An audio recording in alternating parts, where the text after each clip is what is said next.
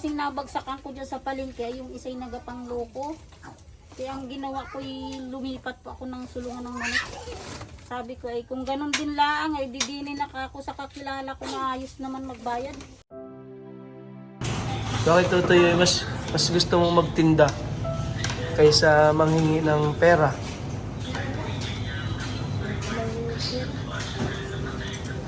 Ilan taong ka laang?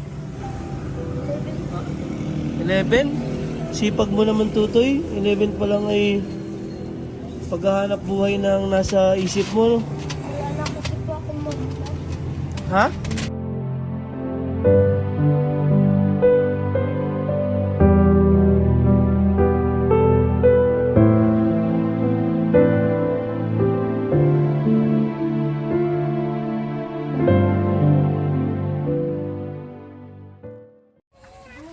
Yan, kukumustahin po natin si Totoy Jumil at si Brian.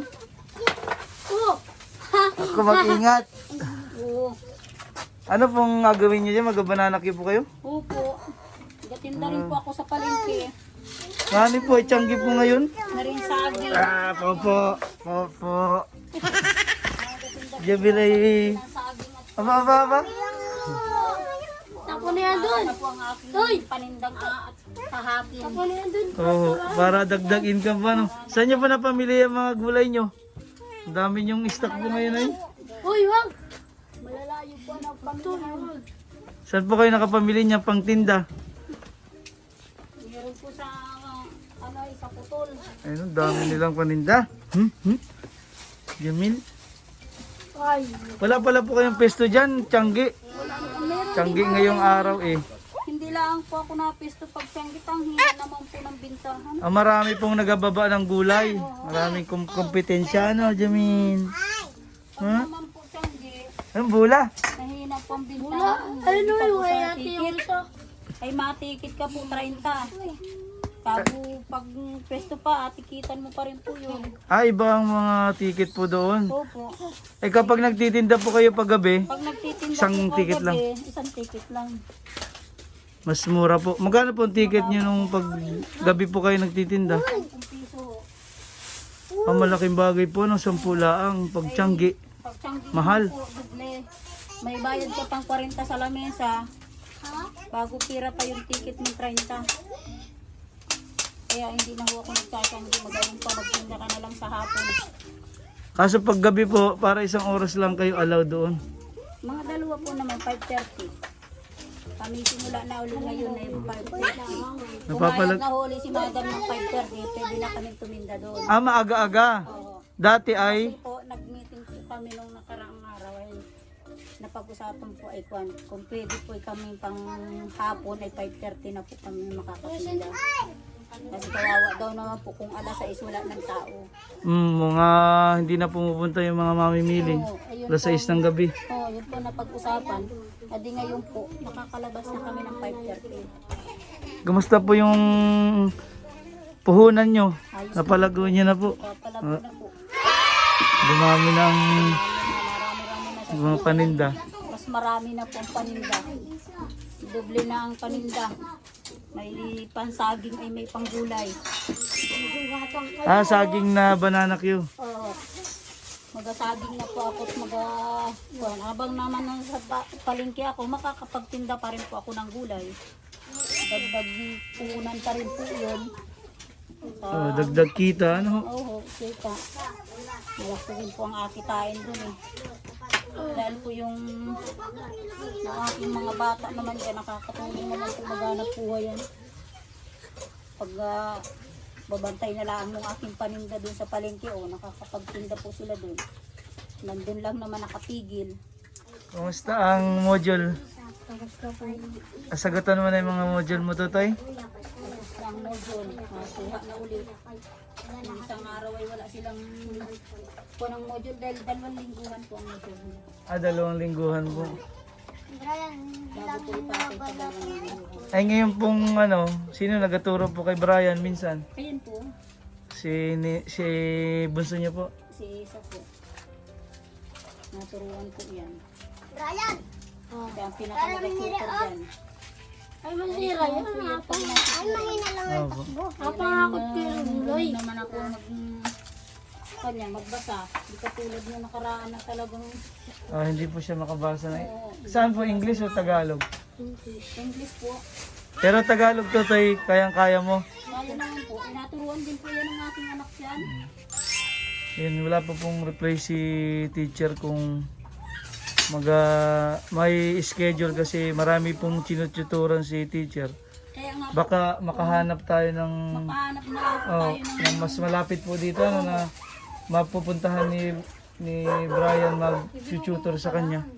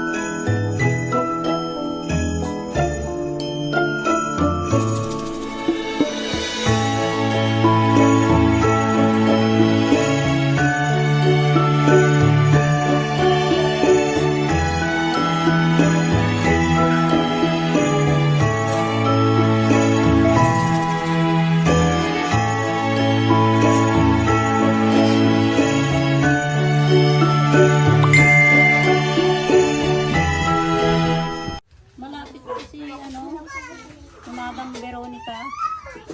Malapit po yun. Opo, maganda yung makakausap ko rin si Madam Veronica po. Alam din naman po ni Madam Veronica ang sitwasyon ni Opo. Totoy.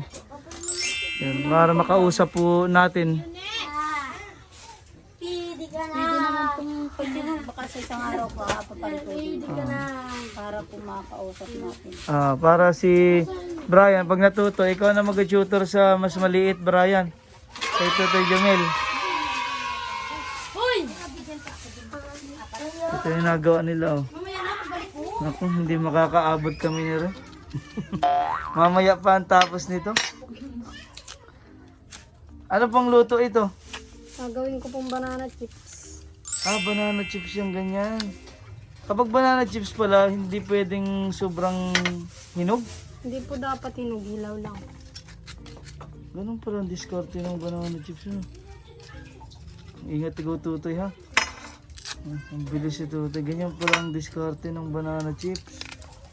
Dapat hilaw. Ay, pang tinda rin yan. Pangkain lang dito. Sabi ko ba't ang onti? Yan, marami na silang... Mamayang gabi po ang pang tinda nyo nito. Mamayang gabi po kayo mapisto doon.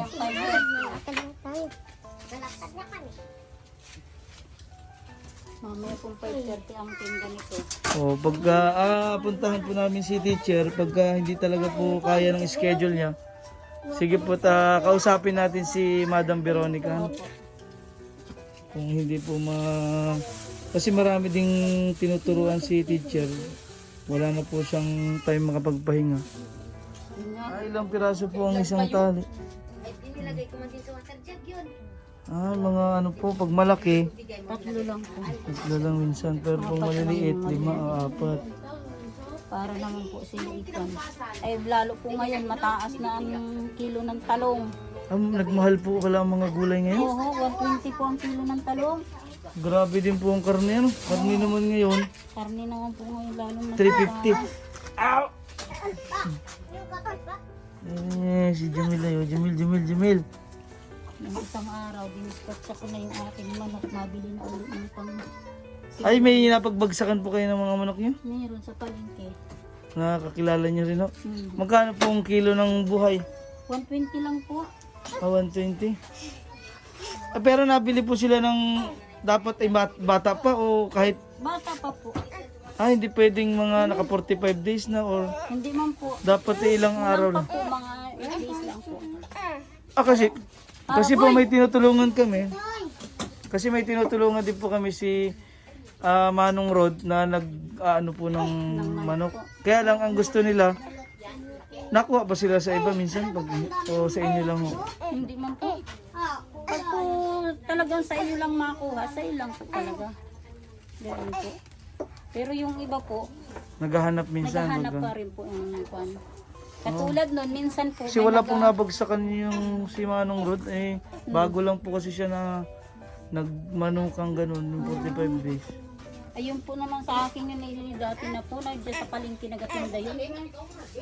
Diyan po nagatinda ng konyo sa palengke ng manok. Sila na po ang nakakatay nun.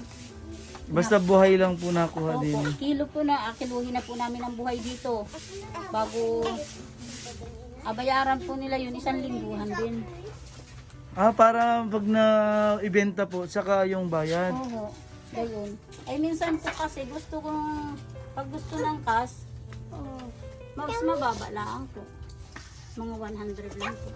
Per kilo po nakuha nila.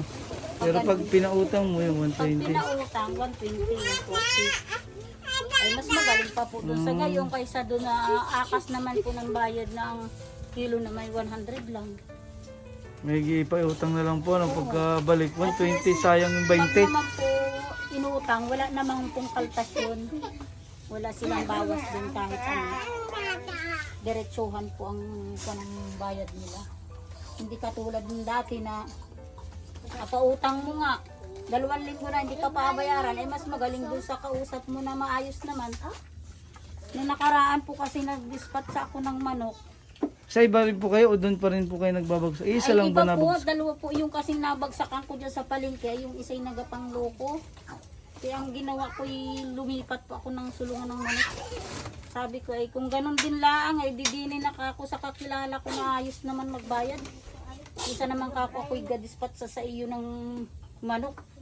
Pauli-uli mo naman akong Paningil, hindi paningil. makapaningil. Magkano po ang tinda niya isang tali, yung ganyang sitaw? 10 piraso, 10 piso din po. Isang pong ganyan, magkano pong puhunan niya sa ganyang karami? 50 po ang isang bandil. Yan na po yan? Bali yan po 4 na bandil. 4 na bandel na po yan. Hmm. Puhunan po dyan 200.